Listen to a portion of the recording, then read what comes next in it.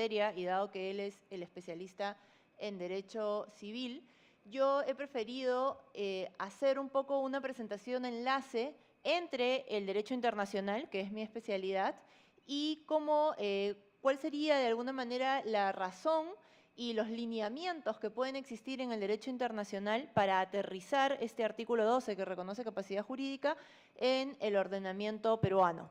Y de alguna manera dejar la mesa puesta para que en la próxima sesión el doctor Leiser pueda decirnos cómo estos lineamientos que vienen desde el derecho internacional tendrían alguna cabida en nuestro ordenamiento civil. Siguiente, por favor. Entonces, un poco recapitulando también la presentación que hizo la sesión pasada el doctor Samuel Abad, esta comisión está acá establecida por mandato de la Ley General de la Persona con Discapacidad, y la Ley General de la Persona con Discapacidad lo que hace es implementar un tratado, la Convención de los Derechos de las Personas con Discapacidad de Naciones Unidas, que de acuerdo con nuestro esquema constitucional se incorpora a nuestro ordenamiento interno como una norma de rango constitucional. El tratado y la ley establecen la misma definición de discapacidad, que es aquella que se adecúa al modelo social, a diferencia de la ley de discapacidad anterior, en la cual el énfasis de la discapacidad está en la persona, es decir, la persona tiene una discapacidad, la persona tiene un impedimento para desarrollar determinadas acciones. El modelo social lo que va a plantear es que la discapacidad en realidad es una construcción social y surge de la interacción entre una deficiencia, que puede tener una persona, una deficiencia física, una deficiencia sensorial, una deficiencia intelectual, con una barrera social. En otras palabras, es la sociedad la que discapacita y el trabajo de los estados y de la comunidad internacional es identificar esas barreras y superarlas. Esta convención va a reconocer entonces la prohibición de cometer actos de discriminación contra las personas con discapacidad, afirmándose que cualquier medida que restrinja capacidad jurídica por razón de la discapacidad será una medida discriminatoria. La Convención también releva en su artículo 3 el principio de la autonomía. El principio de autonomía va a estar presente a lo largo de todo el texto de la Convención y, por supuesto, también es adaptado en la Ley General de la Persona con Discapacidad. Y esta idea del modelo social y del principio de autonomía lo que van a plantear en interpretación de tanto la doctrina como el Comité de Derechos de las Personas con Discapacidad, que es el órgano autorizado en su monitoreo, es el cambio de un modelo, cambiar del modelo de la sustitución de la voluntad, que es lo que en esta mesa estamos identificando como la interdicción, al modelo de apoyo en la toma de decisiones.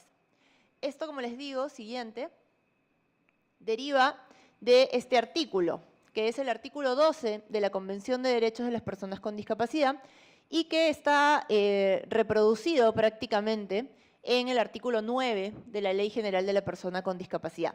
El artículo 12 tiene 5 párrafos, yo solamente me he centrado en los 3 del medio porque me parece que son los más importantes. El artículo 1, como explicaba el doctor Samuel Abad la semana pasada, reconoce el derecho a la personalidad jurídica, que en realidad no entra un poco en el debate que estamos teniendo. Y el párrafo 5 lo que hace es poner ejemplos concretos de situaciones que debieran permitírsele a las personas con discapacidad, como por ejemplo contratar o heredar. Entonces, el meollo está en estos 3 artículos. ¿Qué va a decir el primero? 3 párrafos, perdón. El primero va a decir que se reconoce para todas las personas con discapacidad capacidad jurídica en igualdad de condiciones. En un segundo momento va a decir que se debe proporcionar acceso a estas personas al apoyo que puedan necesitar en el ejercicio de su capacidad jurídica. Es decir, se reconoce que en determinados supuestos las personas con discapacidad van a requerir algún tipo de apoyo para ejercer algún derecho y por lo tanto el Estado tiene que adoptar las medidas para proporcionar ese apoyo. Y en un tercer momento se establece que los estados deben asegurar medidas de salvaguardias que sean adecuadas y efectivas para prevenir abusos. Es decir, de alguna manera es el apoyo para la persona con discapacidad, pero también una medida de salvaguardia para prevenir abusos, ya sea a las personas con discapacidad como también a terceros. Siguiente, por favor. ¿Por qué es que existe un artículo 12?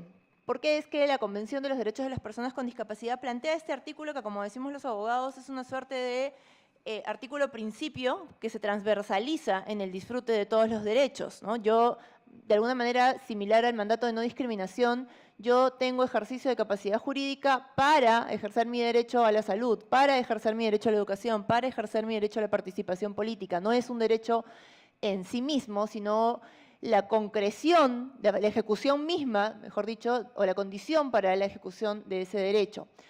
La capacidad jurídica les ha sido negada en forma histórica a muchos grupos en el mundo. Pensemos, por ejemplo, en la privación del derecho a la participación política y al voto de las mujeres. Pensemos en la privación de ciertos derechos o de prácticamente todos los derechos para las personas de los afrodescendientes en Estados Unidos y en algunos otros países también. Esas barreras para esos grupos en situación de vulnerabilidad ya han sido superadas. Hoy en día, por lo menos en la ley, las mujeres tenemos una igualdad con el hombre, ¿no? En la práctica eso todavía está un poco lejos, pero en la ley somos iguales. De la misma manera, todas las personas, sin importar su origen étnico o, como se dice un poco equivocadamente, su raza, también son iguales en derechos. Las personas con discapacidad, sin embargo, no lo han sido. De alguna manera, cuando los tratados de derechos humanos previos a la Convención, porque ciertamente la Convención es uno de los últimos, cuando los tratados de derechos humanos de la Convención, previos a la Convención, desde los años 60, hablan de toda persona tiene derecho a, en el fondo lo que se entendía como persona era muy distinto de lo que la Convención busca que se entienda como persona. Yo digo toda persona tiene derecho a la participación política, pero de alguna manera en ese toda persona no estaban incluidas las personas con discapacidad intelectual o con discapacidad psicosocial que pudieran ser considerados incapaces. Nuestro código, bueno, puse ahí el recuadro de un caso hace algunos años de una municipalidad que no permitió que dos sordomudos pudieran contraer matrimonio porque no podían expresar, según la municipalidad, su voluntad de manera indubitable. Nuestro código ya ha sido modificado parcialmente respecto de capacidad jurídica en algunos artículos, ¿no? Concretamente, el artículo 43, en el inciso que se refería a la incapacidad de sordomudos, ciegos sordos y ciegos mudos, ha sido derogado. Pero la ley no dio el salto de regular el levantamiento, o mejor dicho, las normas necesarias para el ejercicio de capacidad jurídica de las personas con discapacidad intelectual y con discapacidad psicosocial. De alguna manera se asumió que para el caso de personas con discapacidad sensorial, el establecimiento de un régimen de incapacidad era innecesario, porque en realidad lo que está detrás es plantear la idea de que la única barrera que estas personas se enfrentan es una barrera comunicacional, ¿no? Una persona sordomuda no podemos comprender la voluntad que nos quiere explicar porque no manejamos lengua de señas. Pero se asumió que en el caso de las personas con discapacidad intelectual y con discapacidad psicosocial era necesario tener un espacio como este. ¿Por qué? Porque de alguna manera lo que se valora, y estoy seguro que el doctor León abordará eso en su próxima exposición, lo que se valora a efectos de determinar capacidad jurídica hasta el día de hoy es el discernimiento, ¿no es cierto? Aquel que carezca de discernimiento o que tenga deficiencias en su discernimiento. Entonces, creo que una de las preguntas que nos tenemos que hacer es si ese criterio de valorar capacidad por discernimiento sigue siendo adecuado a la luz de la Convención y si lo es, ¿cuáles son los criterios para valorar ese discernimiento? Siguiente, por favor. ¿Qué implica el artículo 12? Yo siempre digo que en realidad el derecho internacional es un derecho, bueno, no lo digo yo, lo dicen la mayoría de internacionalistas, es un derecho caótico, porque a diferencia del derecho interno en el cual uno tiene claridad respecto de dónde vienen las normas, en el derecho internacional las normas vienen de un montón de sitios y muchas veces no son propiamente normas, ¿no? Sino que son opiniones o son decisiones de órganos que no revisten jurídicamente un efecto vinculante. Entonces, el artículo 12 y el llamado derecho a la capacidad jurídica es los 3 párrafos y 2 más que yo les mostré hace un minuto y que en realidad dan algunas luces, si se quiere nos plantean la meta a la que debemos llegar a un régimen de ejercicio de capacidad jurídica, a un régimen de apoyo en la toma de decisiones y a un régimen de salvaguardias, pero el artículo 12 no nos da la receta, no nos dice cómo debemos llegar a este modelo. ¿Qué es lo que hay a nivel de derecho internacional? Hay muy poco desarrollo normativo. El artículo 12 es el desarrollo normativo, concretamente. Hay muy poco desarrollo jurisprudencial. Hay casos concretos que abordan determinados aspectos de capacidad jurídica. Por ejemplo, se presentó hace algunos años contra Bulgaria un caso por una persona que se encontraba hospitalizada sin su consentimiento. Entonces, el Tribunal Europeo de Derechos Humanos, haciendo uso de este principio de capacidad jurídica, dijo no se puede internar a una persona con discapacidad psicosocial contra su voluntad, sino que siempre debo obtener su consentimiento para ese internamiento, salvo, dijo el Tribunal Europeo, en situaciones de crisis o en situaciones en las cuales se esté generando un riesgo para terceros. Otro ejemplo, el Comité de Derechos de las Personas con Discapacidad, que como les digo es el órgano que monitorea la convención, resolvió hace unos meses, medio año más o menos, un caso en el cual le decía al Estado, no recuerdo en este momento qué Estado era, pero el problema era que la Constitución del Estado tenía una cláusula por la cual impedía que las personas con discapacidad psicosocial pudieran votar.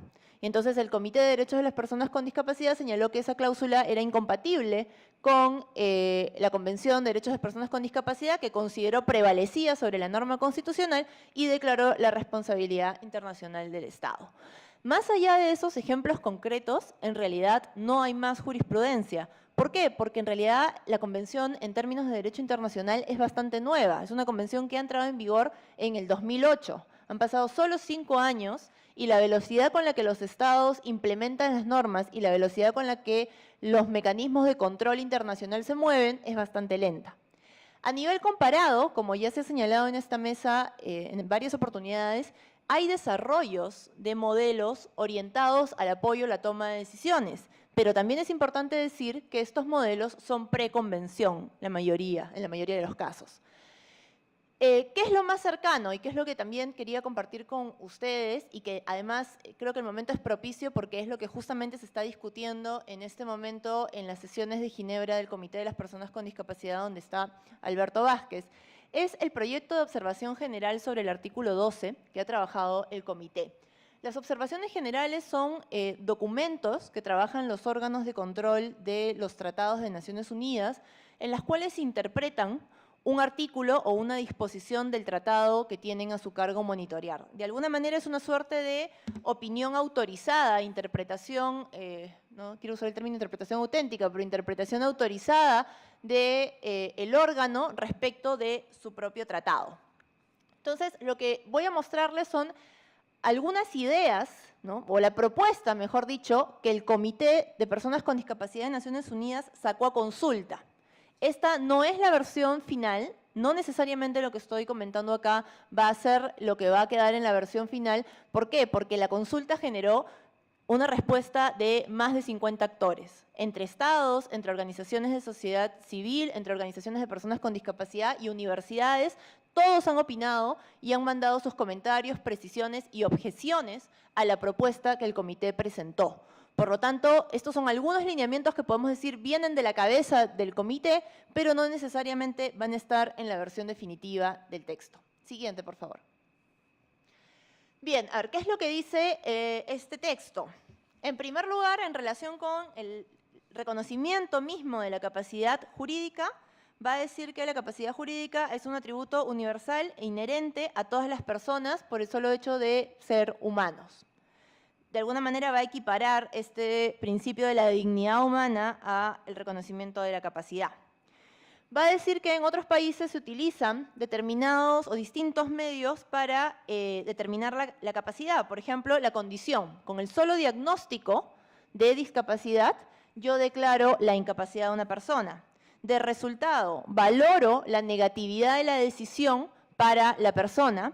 O funcional, valoro en sí mismo ya no una decisión equivocada para la persona, sino si la decisión es correcta o no en términos de lo que la sociedad considera correcto.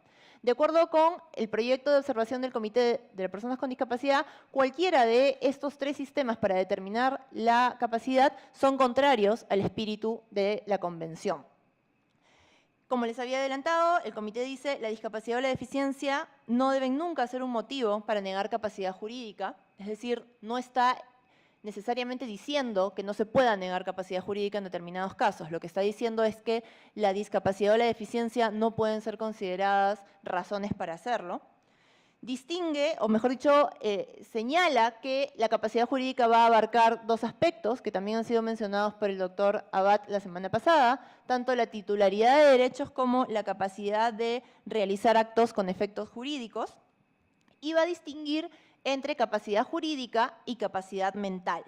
La capacidad jurídica, dirá, es la capacidad para justamente ser titular de derechos y poder generar actos con efectos jurídicos, mientras que la capacidad mental es la aptitud que una persona tendrá para tomar decisiones y que, por supuesto, va a variar según la persona y según los factores en los cuales esta persona esté en contacto. Siguiente, por favor. En un segundo momento, el comité aborda los apoyos. Y en realidad, en cada paso que avancemos vamos a ver que es cada vez menos lo que se dice, porque no hay mucha claridad tampoco respecto a cómo debe ser esto del régimen de apoyos en el marco del derecho internacional. ¿Qué es lo que dice el comité respecto de los apoyos? En primer lugar, que el Estado los tiene que proporcionar. Y como lo va a señalar con más detalle más adelante, eso quiere decir que los apoyos tienen que estar disponibles y tienen que ser accesibles en términos de costo.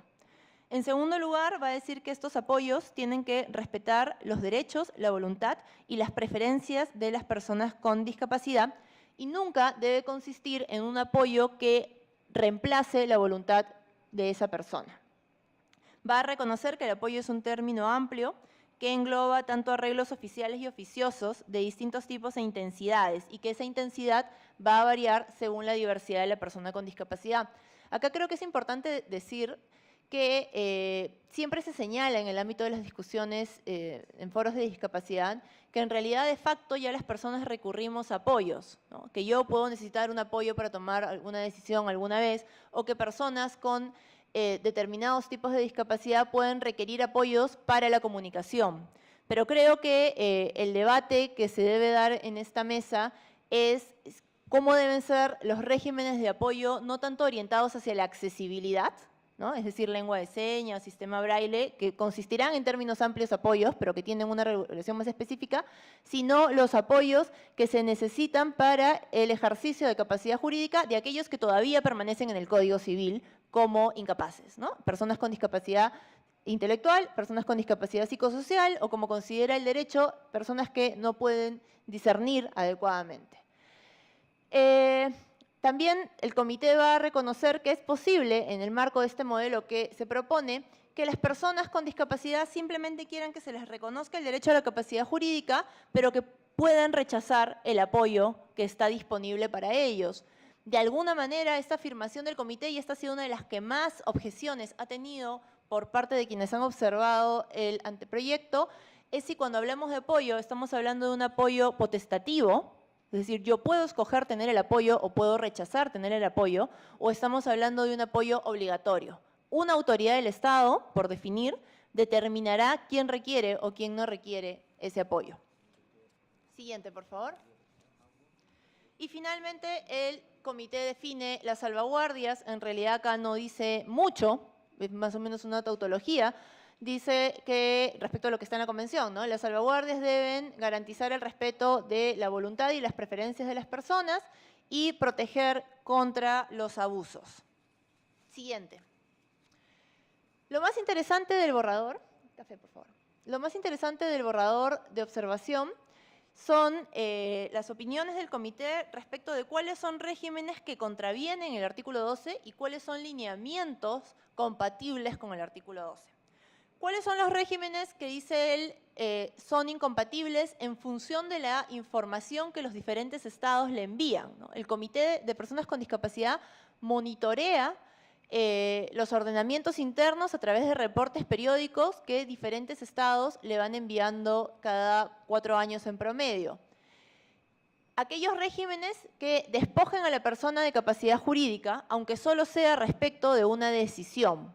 Por lo tanto, la figura de la curatela parcial, en el sentido de igual permito el ejercicio de ciertos derechos de manera autónoma, pero nombro un curador ad hoc para ejercicios específicos, estaría siendo contraria, en palabras del comité, a la